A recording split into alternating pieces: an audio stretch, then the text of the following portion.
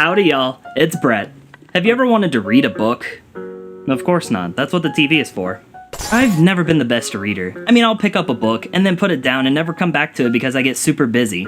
And then it just sits there with its little paper eyes, looking all sad and shaking its head in disappointment. And I don't need that disappointment. I'm already disappointed in myself enough as there is. But I like video games. So why can't somebody just take a book and put it into a video game? But I have to come back home. I have to make my own way to help the brigades.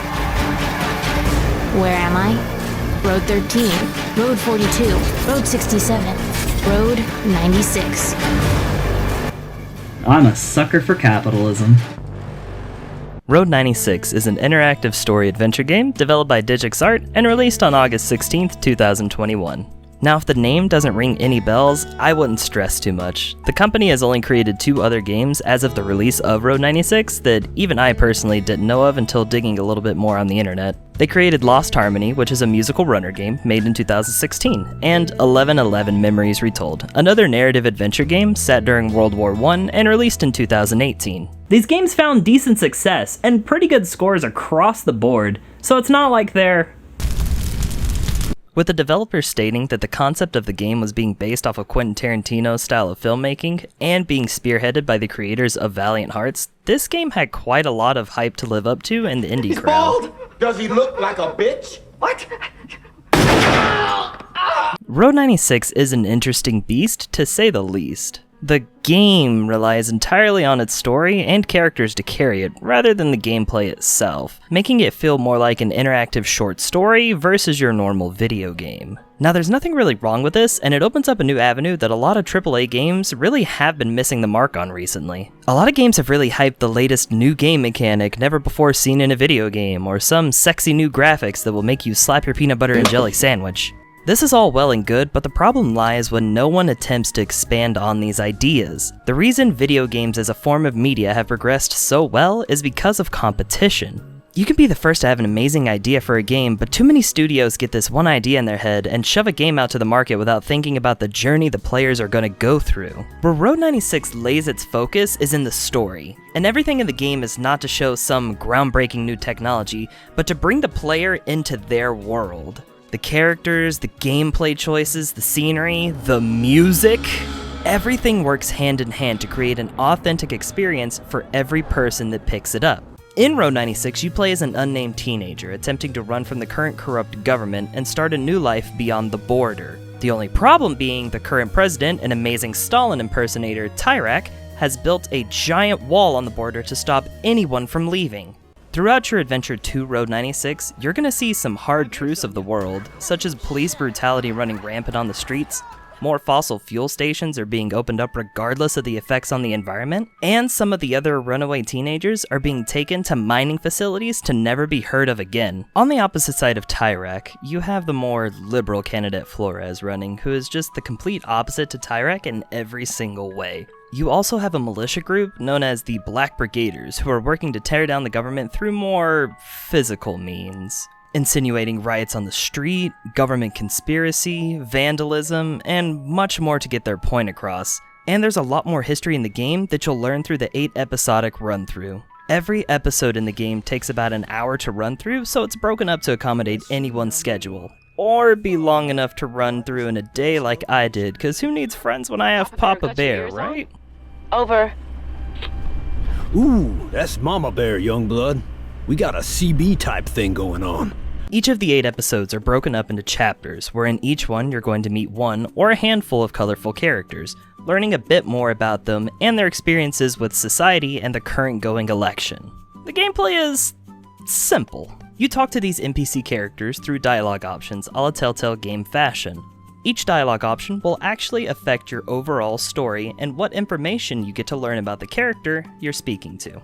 Other than that, there's the exploration bit where you walk around the current location you're at and find out more about the world around you. Then, at the end of whatever chapter you're in, the character you meet will go on their life, and you're faced with a decision of how you're going to pass a couple more miles to your destination. Will you pay for a bus with the in-game currency you found? Call a cab if the phone is nearby? Walk there if your stamina allows it? Or are you going to hitchhike with a stranger? It's all up to you, and each option will lead you to a different character interaction every single time. Now, because the game is influenced by decision and what path you take, my experience is going to be completely different than what yours is. Even the opening is decided by a random set of questions you're asked when you first start the game. I personally got Sonia, the TV personality, as my first interaction. Walking past the Tyrac fundraiser, Sonia invites me to be her +1. He's my date. Come on, kid. Alright, I finally got a date! But what am I gonna do though? I've barely even been in a room with a woman, let alone having to impress her. If only they had one of those ball and cup games, now that I could really, oh thank God. Now, at first, I did feel like these interactions were really forced, but that's also because I wasn't on the road very much. It's pretty brutal out there. The game does an amazing job with its soundtrack, art direction, and overall level design to give you a sense of truly being alone.